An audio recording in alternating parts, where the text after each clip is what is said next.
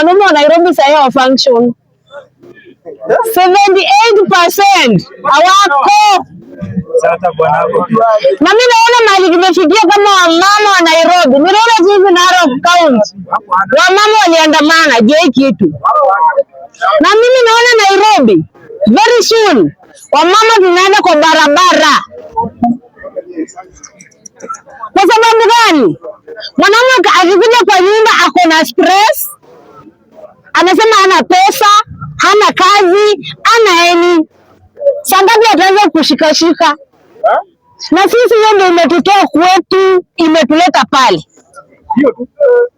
Rais William Ruto na kuomba, sikilia hao vijana wako hapa lakini hawana nguvu za kiume. Wengi.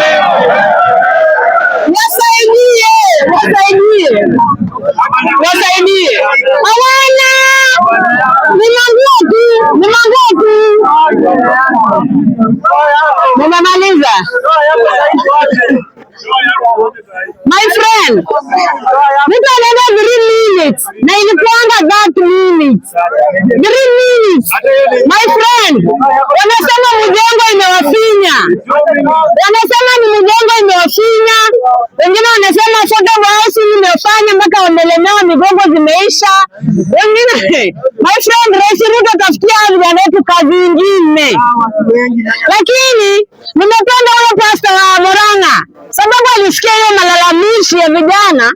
Nimeona ameanza kuimbaa vijana hapo kwetu bunge la mwananchi Jacaranda. Pastor, Mungu akubariki sana. Imbaa vijana ni wengi, si hao 5 uliona huko Murang'a leo. Ni wengi sana.